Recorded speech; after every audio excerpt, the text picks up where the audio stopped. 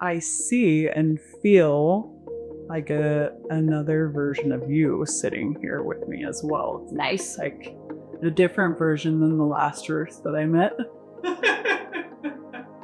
Yeah. And in that, it feels like maybe you'd come to a point of clarity or more purity in that embodiment of you. I also just want to express my gratitude for you and everything that you have led me through and guided me to, and isn't it we've come? Thank you. I would say I feel more safe.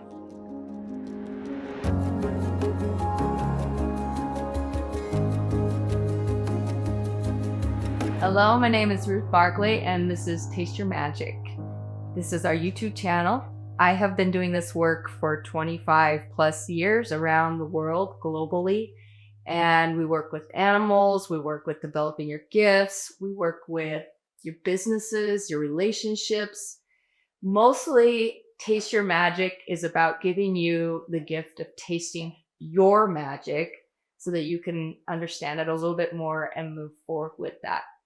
And today what we're doing is readings. So readings can be anywhere from, I call them oracle readings, anything about you, your gifts, and anything happening in your life, or animal communication, where we talk to people's pets, and or angel connections, where we talk to loved ones who have passed on as well.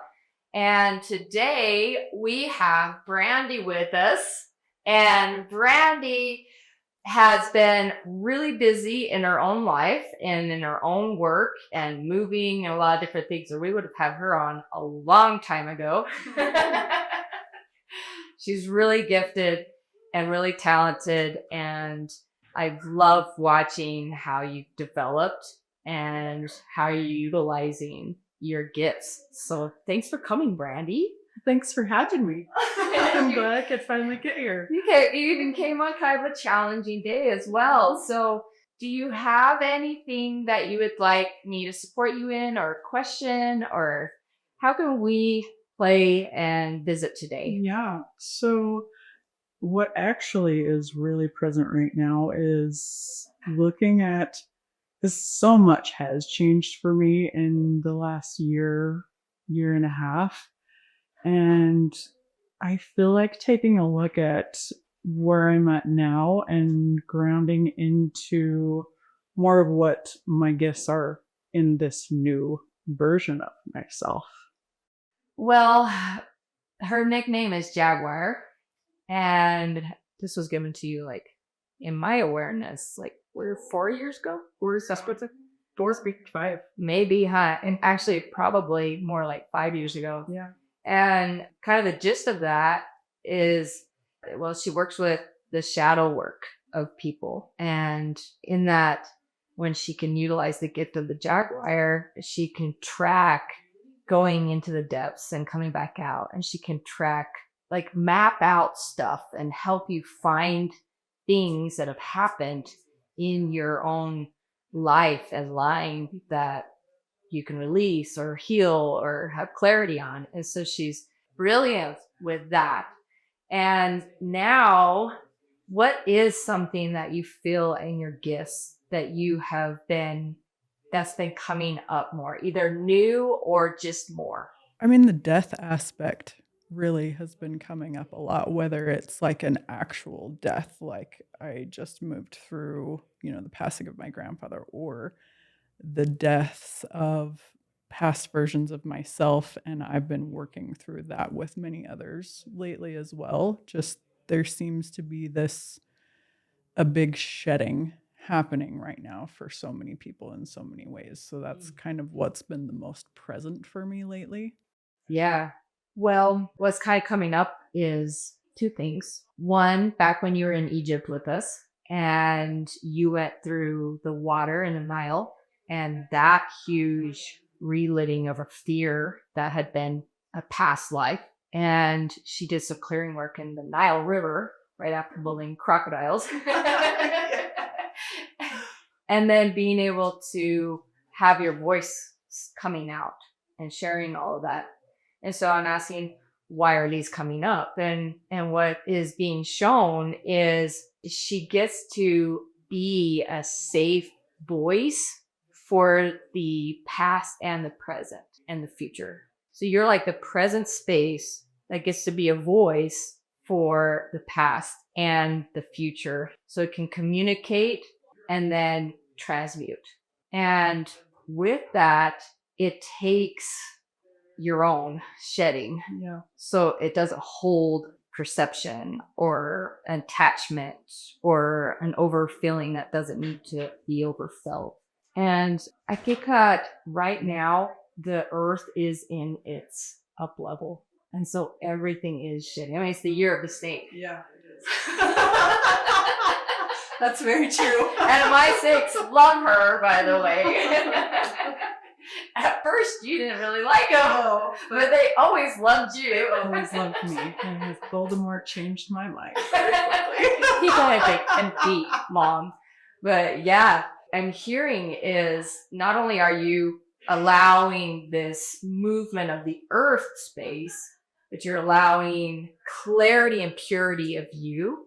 So there's not attachments in the work. So what are you kind of hearing with what we're bringing up with Egypt and everything like that too? I mean, a process of shedding over the last 5, 6, 7, maybe even longer years for me.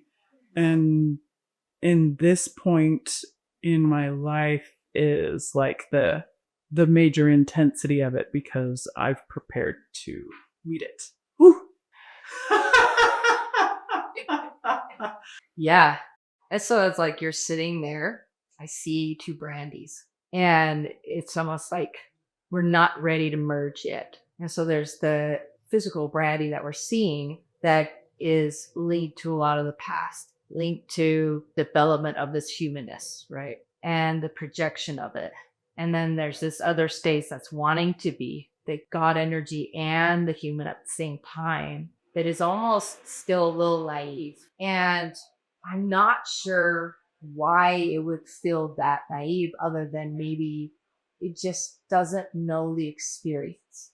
And so how can Brandy emerge with the God energy, the divinity, the wisdom of the future, the gift of the freedom of it and the ability to use that, but also the wisdom coming into it as matters. So tell me what are you feeling as I'm kind of describing these different themes and parts of you? What I see is kind of like a swirling all of these aspects of who I've been that have been really the building blocks, I guess, to coming to where I'm at. Over this last year, I have begun to experience some pretty severe PTSD from some domestic violence that I experienced far in the past that's never been allowed to come up before.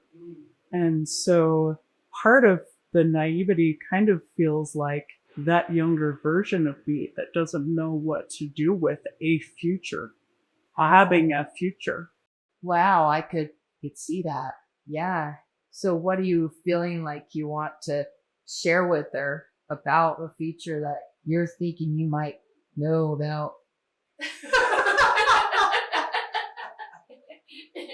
I mean, you are still alive. Yeah. You made it through a lot. Mm-hmm. I want to let her know that it's safe to live.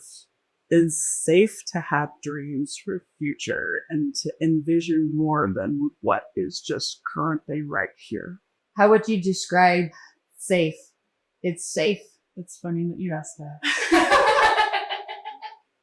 Because I keep telling people when I talk about this that safe is something that evolves as we kind of shed through the layers of our trauma, because what initially feels safe actually isn't safe.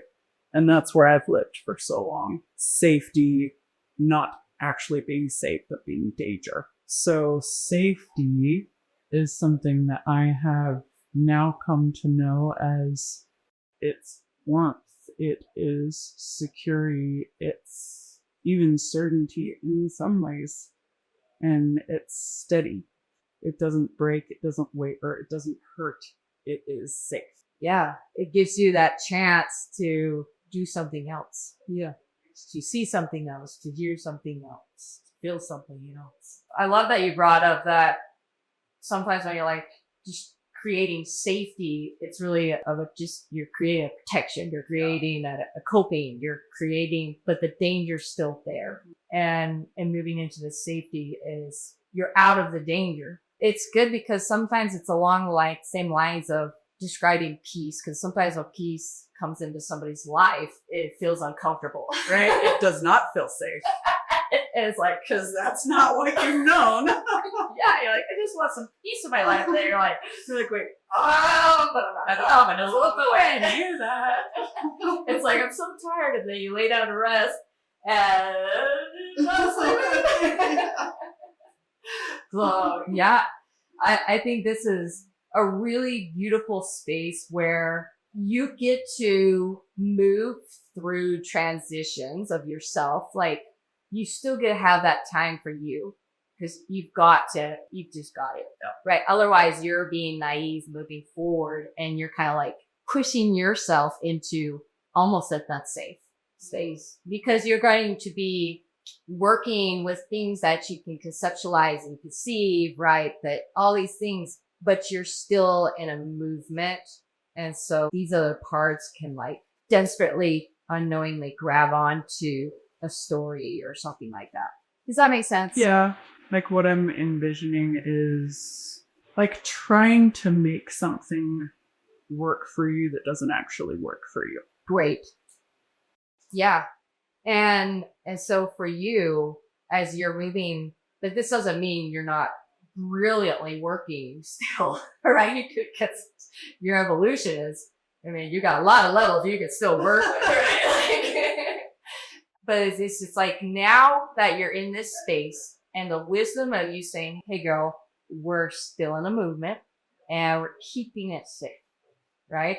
And this is what it feels like. And you're experiencing it. You're allowing her to experience it. And you're allowing your future and your past and your present to all experience this so that they can be on board. Everything. So you're not even in your shedding. You're not even like, hey, we're done with you. It's more like, if you want to stick around, you could shift with this, right? And your wisdom that part of you can come with this. Because I think there's a lot of parts that you still want. But moving through that is going to be, how does branding, when you go into working with people, you're going to be showing people that are also in a lot of the same movement, right? Just that energy that attracts, because you're currently in the knowing too. But move through it in that safety. Move through it in, these are the people that I get to work with. These are redefining your clientele. Because you're going to have some that are like, Randy's so good at this. Like, you should go. And it is this no. It's a no right now. And then you're going to redefine your ideal clients. Like, who are the ones you're wanting to work with right now? And what does that feel like in that simple peace, in that ease, in that, so that when you do work with them, there's not a lot of residual that even you're going to have to go and be like, okay, I need time now to go recover, right? Still have that because that's almost just part of who you be, but not like, okay, so, you know. Yeah, not like an entanglement. Yeah. Yeah. You'll be able to do it more purely. Yeah. And so will they with that. Yeah, that feels really good. Even the dead, even the ones that have already passed, it won't be quite the same, right? Like, to know them, you don't have to know. Yes. I have felt that shifting as well. Like, I'm finding when they come in, I'm not allowing the process to be as long as it used to be, or as involved as it used to be. Yeah. We're not in a relationship, okay? Yeah. Yep. Right. Good. Yep. Oh, God. Sometimes it's really sad, but other times it's like really beneficial, and you can have another life also. Yeah. You have these different parts of who you want to be. You can be, you know, the wild, fun Brandy, and you can be the in the dust Brandy. You can be the mom. You can be all these different things, and they're not like latching on all the time everywhere. But it's still going to be you together. This is really good. I'm going to say just this. Okay, so instead of all these different parts of you, you can actually be you in the movement of your life. And these get to be like outside aspects. Almost like this is Brandy's land, her home, her homestead, or whatever you want to call it. And over here, we've got, people who are doing cleaning work and breakfast and stuff that over here. You can't come in just come in the back door because me and my family are having dinner. But you're here safe, right? Like, and if you need to, you can take a break for a minute, but it doesn't disappear and it back. Yeah. That's what it kind of feels like a Brandy sanctuary. Yeah. So when I first started, I do remember feeling like I had to let go of parts of me and stop being who I was in those parts. And in some aspects that is true, but not completely. Like those parts of me still get to be me. And it took me a while to figure out that I can be all of those things. And I don't have to pick one. Yeah. The embodiment. Mm-hmm. You're embodying. Yeah. Which is another gift the snakes bring. Is embodiment. You're right on cue. Do you have anything that you would like to tell me, share with me? I see and feel like another version of you sitting here with me as well. Nice. Like a different version than the last Ruth that I met. Yeah. And in that, it feels like maybe you've come to a point of clarity or more purity and that embodiment of you. I also just want to express my gratitude for you and everything that you have led me through and guided me to, and it was never we've come. Thank you. I would say I feel more safe. Yeah. Thank you. And your grandpa says he's really busy right now. I can imagine he would be. It was very nice to be able to read the poem that he had left that he wanted specifically read at his funeral today. Wow. I love that. Thank you. And maybe we'll get you on again. Yeah? Yeah. Okay. All right. Well, that concludes today. And I invite you to look at where are the parts of you that maybe still want to stick around, that have some wisdom, but you don't need to bring all the pains and traumas. And how can you talk to that person? How can we help you? Brandy does this work as well. And where do you get to be safe now? And what does that feel like? Thank you. Thank you.